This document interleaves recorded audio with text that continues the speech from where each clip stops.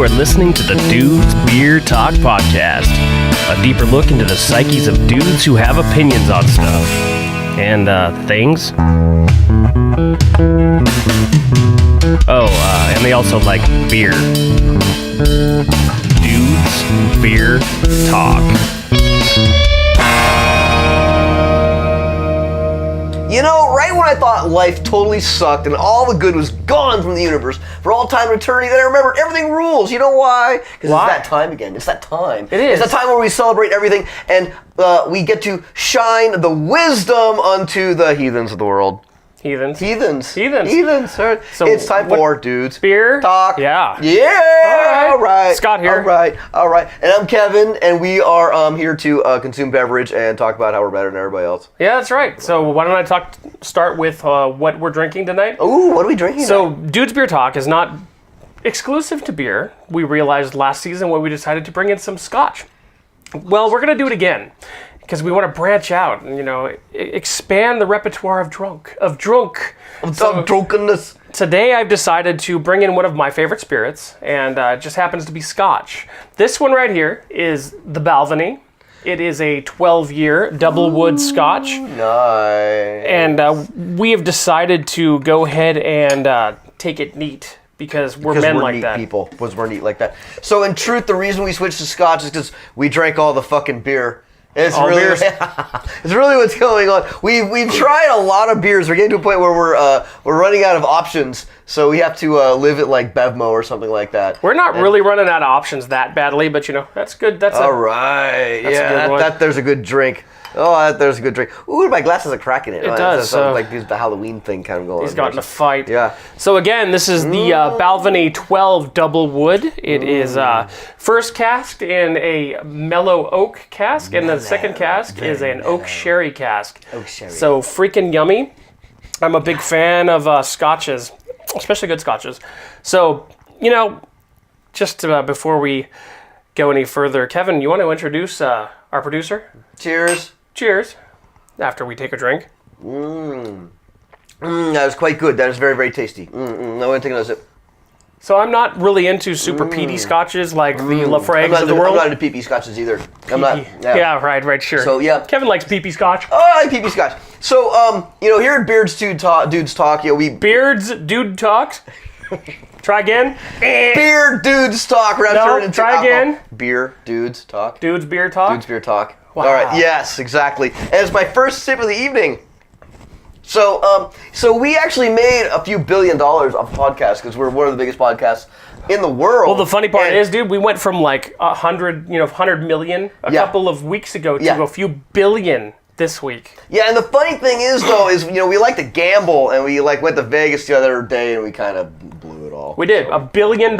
So now we have to get day jobs and shit, and so we had to actually let our last producer Moya go. Yeah, she was the main hidden producer for Game of Thrones, but she was kind of expensive, and she was charging us like $100,000 a minute or some shit like that. Yeah, that was huge. And so what we were doing was so we were kind of hungry because we were poor, so we went fishing, and we were in a lagoon, and we kind of got a snag. And we pulled up this really weird creature, and it's kind of like half fish, half human, kind of like gills on one side and eyeballs on the other. Mm-hmm. It was weird. So anyway, it started speaking in tongues, and we figured, we're kind of poor right now, so we went ahead and named the creature Moya, and that's in honor of our last 7 and in honor of the last 7 Moyas. So now we have, we had the super, Dudes Beer Talk, we've come a long way, we've made it all the way to the top, now we're all the way at the bottom, but, there's a lot of good booze at the bottom, too. There really is. We're still pretty happy about that. Yeah. So we made our choices. We would normally have Moya say hello, but you'd only hear like a turkey and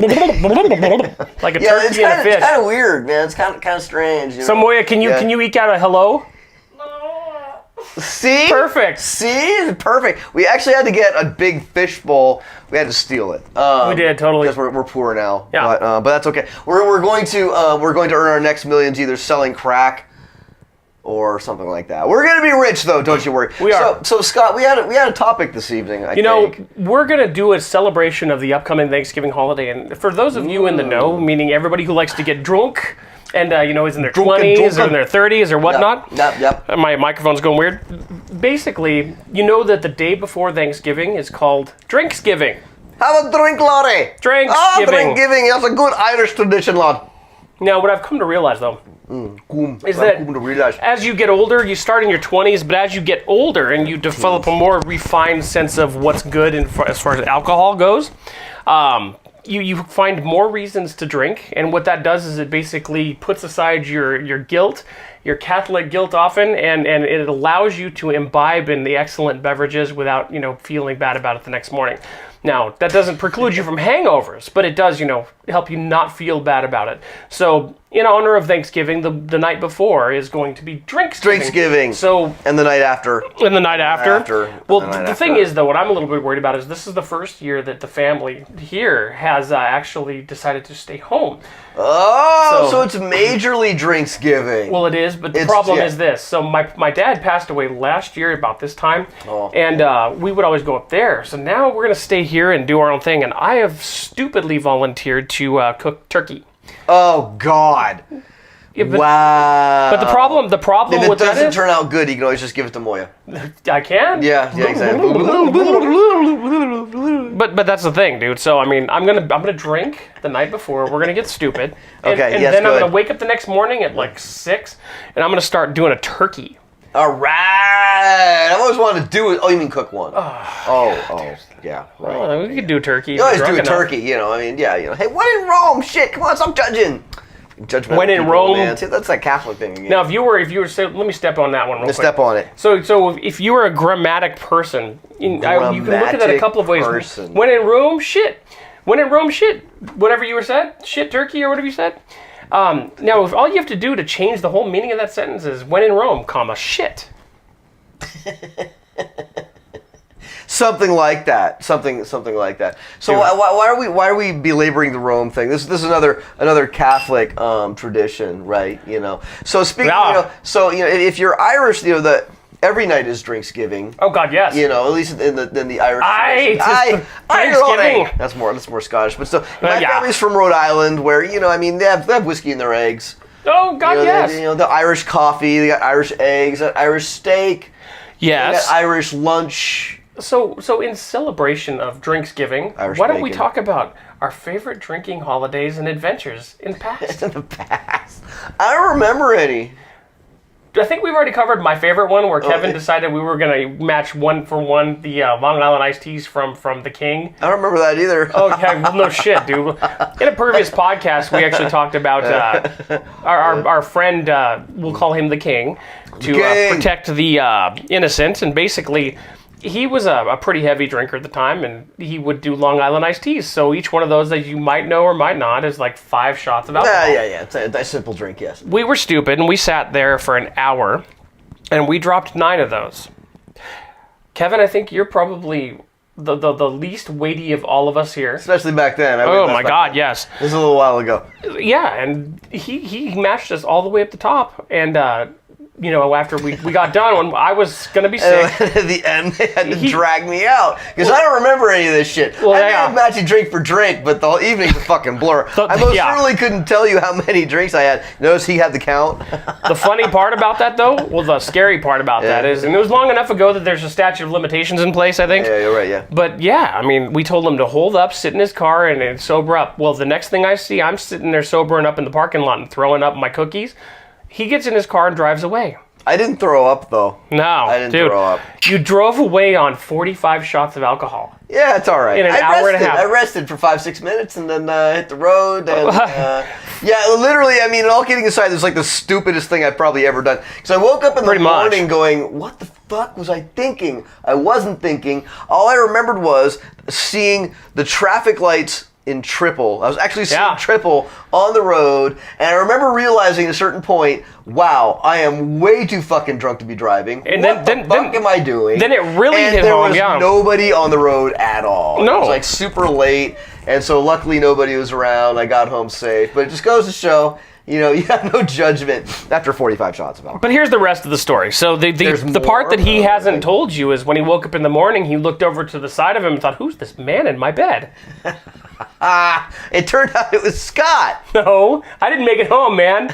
I was in the parking lot throwing up still. Wow. I noticed Moya the fish creature looked up like, really? I know. That's fish for what the fuck? What the fuck? What the fuck? Yeah. That didn't help make us rich. That did not help us make us rich at all. No. Yeah. But then there were other times, dude. And I think that I remember there was this little bar in Saratoga. You remember the bank? Oh, yeah, so I remember the Oh, bank. my God, yeah. The bank. I remember a few really toasty nights at that place with this guy, man. And yeah. And I don't know who we were with, but we got down on some freaking hard cocktail action. Oh, my God. I don't remember much of anything. Yeah, we got down on some hard cocktail action. There was never any of that, though. I That's just the remember problem. at the time we worked at the same place. I remember we stumbled over there and we're pissing on the door and Oh, yeah. and the security guard. Oh no, we weren't working there anymore. We had both No. left there recently, right? And in our defense, Yeah. this place was shitty to work for. The guy that owned so it. that's why we're pissing on it. Yeah, he was total Gestapo. That was funny, though. So, yeah, we Yeah, had gone face to is the local making bar. you work. We were both single at the time, I think. Yeah, We were single. long time. And I know we told the story before, but here's a different angle of it. So we went to the local place called Antonio's, and there was this really hot bartender called Erica. And she would just, she got us some really awesome booze. And we would just get soused and soused and soused. And by the time we got done, we walked out of there. We staggered, and it was about a block away. Went back to the old building I used to work because I was so traumatized working there, and I'm glad to be gone. And I had to pee real bad. I mean, real bad. So we marked our territory, All over the door. all over the place. Yeah, it was great. But it would have been great if nobody had been there. Now, the issue was when we started doing it and we're whipping it out and we're peeing on the door, on the road in front of people who could have, just driven by and seen it, someone above us says, "Hey, what are you doing?" I think I said, "We're pissing." And then I realized who I was talking to someone other than Kevin, so I pulled it up really fast and started hauling ass out of there. It probably would have been pretty funny to watch us running out yeah, of there, it probably would have been pretty hysterical. It Yeah. probably would have been, pretty Freaking drunkards. Good, yeah. But yeah, I mean, that was fun. And then what else, dude? I mean, did we ever go on New Year's Eve? Did we ever do a New Year's Eve? Oh yeah. I don't remember any of them. I remember starting the evening. I don't remember any of them. This is before we had the fish monster. Yeah. This is before then, but was much before I that. mean, I definitely remember the beginning of several New Year's Eves. I don't know if I remember the ending of many of these. I don't either, dude. Escapades. No, And I have to say, though, I mean, I was with this AA person, so I decided that it was in my and her best interest to throw all of my alcohol out and not have any alcohol for a year. And that was fine, no big deal, but I think I missed that New Year's, and everything was kind of dry, so I went to bed at like 10. Yeah, and you stop watching baseball because it's kind of boring. That's true, dude. It's kind of boring. Baseball without beer. This is kind of boring. But I really am glad the Dodgers won the World Series. All right, fuck the Dodgers. Yay! Fuck the king. They lost. All right. I know this glass is going to be shattered pretty soon. But Absolutely. But dude, I mean, we did some pretty heavy drinking nights. I mean, I just wish that I'd known you when Murphy's was still open, dude, up over in Sunnyvale, because we would go stagger over there, walked up, a block from my house. I remember sitting under the table. I was with a bunch of friends back about 17 years ago when I was like 3 or something like that. And I would drink so much Guinness that I would be under the table, lying on my back, looking at the top of the freaking table and noticing all the gum and counting it. And then I would go into the bathroom, dude, and I would read all the numbers off while I was sitting there trying to pee. But I couldn't pee because I was all dried out. And it was like... I don't know if I've ever had a night drinking tons of beer that I couldn't pee, No, it's bad. But Drinksgiving. Drinksgiving. I mean, it's a lot of people like to drink during the holidays because, quite frankly, it sucks. You have to hang out with your family. Oh, I know, dude. All that kind just gets old, grates on my nerves. Stuff. My dad's dad used to always say, "Damn it, woman, I only drink whiskey." So I mean, it can be a lot of fun. Drinksgiving. Your dad's a whiskey drinker, though, huh? No, my dad doesn't drink. Is he? There's a silence. Tumbleweeds roll through the desert. No, my dad doesn't drink. Your dad's an Irish guy, dude. Yeah, he used to drink. He was from Rhode Island, you see, and in Rhode Island, everybody's an alcoholic, so he actually quit. What is he trying to be a trendsetter and shit? Yeah, trying to be trendsetter, yeah, breaking the rules, you know. Okay, so for the rest of this episode, we're going to be closing out because we know we're about to belabor the situation with all of this booze going into our systems. You know, we're not used to the hard stuff, baby. Oh my God, I'm so loaded. But for all of those who like to drink, we tip the glass to you, eh? Aye, cheers, Lottie. But for those who don't like to drink, we would like to say peace be with you and stay sober. Have a great Drinksgiving and wake up the next morning and you won't have a hangover. Festivus. Festivus for the rest of us. Late.